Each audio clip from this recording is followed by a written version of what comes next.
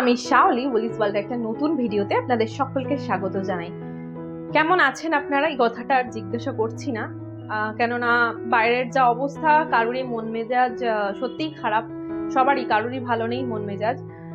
তো যাই হোক, কিন্তু আমাদের যে দৈনন্দিন লাইফস্টাইল বা দৈনন্দিন যে কাজগুলো, সেগুলো তো অবশ্যই করতে হবে। তো সেই জন্য যেটা দেখালাম আপনাদের, বাইরে প্রচন্ড মুষলধারে বৃষ্টি শুরু হয়েছে, বিকাল থেকেই শুরু হয়েছে আজকে। তো আমি সেজন্য ভাবলাম যে তাড়াতাড়ি ডিনারটা বানাতে চলে যাই। তো যেহেতু মানে অনেক সময় বৃষ্টি হলে কারেন্ট থাকে না, তো সেই জন্য আজকে তাড়াতাড়ি ডিনারটা বানাতে চলে এলাম, আর সেটাই আজকে আপনাদের সাথে শেয়ার করব। আর এই বৃষ্টির দিনে মানে বিভিন্ন ধরনের খাবার খেতে ইচ্ছা করে। এবার সন্ধেবেলা যদি কিছু খাওয়া হয় তাহলে রাতের ডিনারটা অনেকটাই দেরি হয়ে যায় খেতে। তো সেই জন্য ভাবলাম যে তাড়াতাড়ি ডিনারটা বানিয়ে নিই, আর ডিনারটা একটু ভালোভাবে বানাই। বৃষ্টির সময় যে খাবার যে চাহিদাটা, সেটাও পূরণ হবে, আর তাড়াতাড়ি খাওয়াও হয়ে যাবে। তো সেই জন্য আজকে আমি চিকেনের একটা ডিফারেন্ট রেসিপি ট্রাই করতে যাচ্ছি, তো সেটাই আজকে আপনাদের সাথে শেয়ার করব। তো রেসিপিটা বানানোর জন্য আমি 300 গ্রাম মতো চিকেন কিমা নিয়েছি, আর আলুটাকে এরকম ডুমো ডুমো করে কেটে নিয়েছি। এই আলুটাকে এরকম ডুমো ডুমো করেই কেটেছি, তাতে সেদ্ধ হয়ে যাবে তাড়াতাড়ি, যেহেতু কিমা রান্না হবে। আর এখানে নিয়েছি একটা টমেটো বাটা, আর এখানে নিয়েছি আদা, রসুন আর লঙ্কার পেস্ট, কাঁচা লঙ্কার পেস্ট। আর নিয়ে নিয়েছি হাফ কাপ মতো দই, পেঁয়াজ আর কিছুটা ধনেপাতা কুচি। আর এখানে ফোড়নে দেবো বলে এখানে একটা শুকনো লঙ্কা, তেজপাতা, একটা দারচিনি, লবঙ্গ আর একটা ছোট এলাচ নিয়েছি। তো রান্না করার আগে আমি এরকম গোছগাছ করে নিয়েছি যাতে একটু সুবিধা হয়। আর এখানে দইটার মধ্যে দিয়ে দিচ্ছি 1 চামচ হলুদ, 1 চামচ ধনে গুঁড়ো আর 1 চামচ জিরে গুঁড়ো, আর দেবো 1 চামচ লঙ্কা গুঁড়ো। আর এরপর একটু কসুরি মেথি নিয়ে বেশ করে হাতে করে ঘষে কসুরি মেথিটাকে এর ওপর থেকে দিয়ে দিলাম। এবার এই সমস্ত মিশ্রণকে একসাথে একটা পেস্ট বানিয়ে নিলাম, সমস্ত মশলাগুলো একসাথে পেস্ট বানিয়ে নিলাম। পেস্টটা একটু আগেই বানিয়ে রাখতে হবে, তাহলে মশলাগুলো সব দইয়ের ভেতর ঠিকভাবে চলে যাবে। তো মশলাগুলোকে আমি ভালোভাবে দইয়ের সাথে মিশিয়ে নিয়েছি, আর এই ক্ষেত্রে কিন্তু কোনো জল অ্যাড করার দরকার নেই, আর এটা মিনিমাম 5 মিনিট রেখে দিতে হবে। তো এরপর আমি কড়াইয়ের মধ্যে সর্ষের তেল নিয়ে নিচ্ছি। তো এই পুরো রান্নাটা সর্ষের তেলেই বেশ ভালো লাগে খেতে, তো এখানে আমি সর্ষের তেল নিয়ে নিয়েছি। আর তেলটা গরম হয়ে এলে এর মধ্যে যে মশলাগুলো নিয়েছিলাম, গোটা মশলা, সেগুলো দিয়ে দিলাম, একসাথেই দিয়ে দেব। তো একসাথে দিয়ে একটু নেড়ে নিলাম, আর মশলাগুলো যখন একটু ফ্রাই হয়ে গেছে তখন দিয়ে দিলাম পেঁয়াজ কুচি। তো এই রান্নাটা করার জন্য পেঁয়াজগুলোকে খুব ছোট ছোট করে কাটতে হবে, যাতে ভাজতে ভাজতেই পেঁয়াজগুলো সেদ্ধ হয়ে যায়।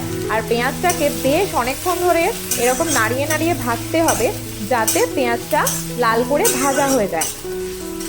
পেঁয়াজটা যদি ভাজা না হয় তাহলে কিন্তু মুখে লাগবে, কেননা কিমার তখন টেস্ট পাওয়া যাবে না। সেই জন্য এখানে কিন্তু ভালোভাবে পেঁয়াজটাকে আগে ভাজতে হবে। তো এখানে আমার পেঁয়াজটা বেশ ভালোভাবে ভাজা হয়ে গেছে। এবার আমি এর মধ্যে অ্যাড করে দেবো আদা, রসুন আর কাঁচা লঙ্কার পেস্টটা।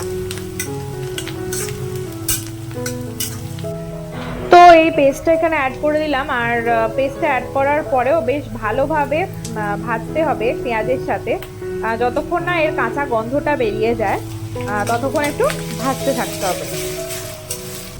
তো এখানে পেঁয়াজ, আদা, রসুন সব ভালোভাবে ফ্রাই হয়ে গেছে। এবার এখানে আমি দিয়ে দিলাম একটা টমেটো বাটা। তো টমেটো বাটাটাকেও একটু ভালো করে মশলার সাথে মিশিয়ে নিলাম, আর এরপরে এর ওপর দেবো 1 চামচ নুন। এখানে আর আমি হলুদ অ্যাড করলাম না, যেহেতু হলুদটা দইয়ের সাথে অ্যাড করেছি, তো সেই জন্য এখানে শুধু নুনই দিলাম। তো এই মশলাটাকেও বেশ ভালোভাবে কষিয়ে রান্না করতে হবে, আর যখন তেল বেরিয়ে আসবে তখন দিয়ে দেব আগে থেকে বানিয়ে রাখা এই পেস্টটা।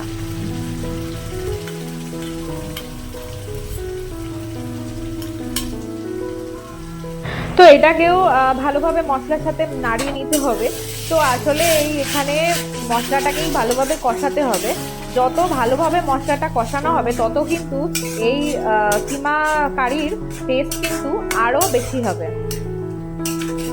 তো এই মশলাটাকেও না ঢেকে আমি এইভাবেই ভালোভাবে মিশিয়ে মোটামুটি 5 মিনিট মতো এইভাবে নাড়তে হবে।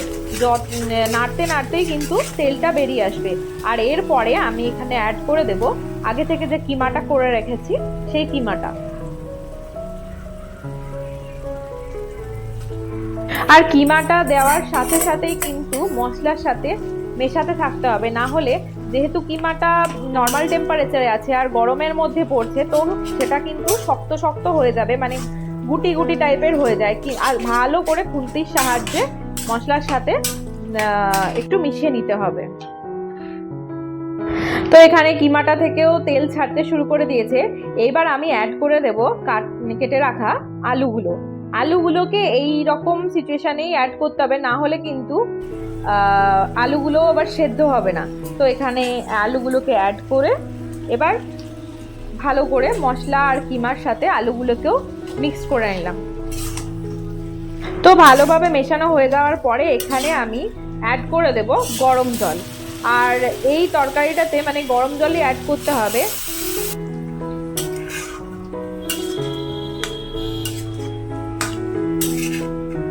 তো এখানে আমি জলটা মিক্স করে এবার ঢেকে একদম কম আঁচে রান্না করব 5 মিনিট মতো। আর মাঝে মাঝে এখানে ঢাকা খুলে একটু নাড়াচাড়া করে দিতে হবে, যাতে তলায় ধরে যাচ্ছে কিনা এটা দেখা যায়। আর যেহেতু এটা গ্রেভি টাইপের হয় তো বেশি জলটাও থাকবে না। আর এখানে শুধুমাত্র আলুটা সেদ্ধ হওয়ার জন্য আমি এরকম ঢেকে 5 থেকে 10 মিনিট মতো রান্না করব।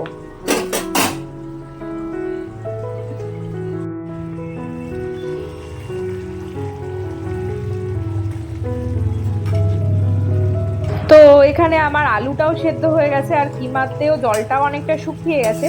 তো এবার ঢাকাটা খুলে একটু নাড়াচাড়া করে আর একটু জল শুকিয়ে নিলেই আমার এখানে কিমাটা রেডি হয়ে যাবে।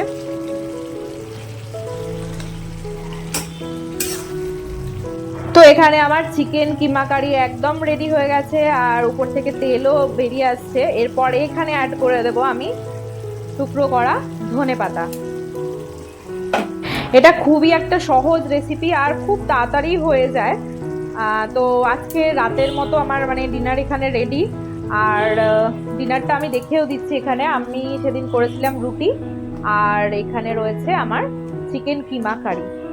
রোজ রোজ একই চিকেন খেতে খেতে যখন বোর হয়ে যাওয়া হয় তখন এই চিকেনটা বানিয়ে অবশ্যই একদিন দেখতে পারেন। একই রান্না খেতে খেতে যখন এরকম হয় তো আমি বিভিন্ন টাইপের রেসিপি ট্রাই করি। আমার আজকের ভিডিওটা কেমন লেগেছে অবশ্যই জানাবেন। যদি ভালো লেগে থাকে রেসিপিটা তাহলে অবশ্যই লাইক, কমেন্ট আর সাবস্ক্রাইব করবেন। সকলে খুব ভালো থাকবেন, সুস্থ থাকবেন। দেখা হচ্ছে পরবর্তী ভিডিওতে।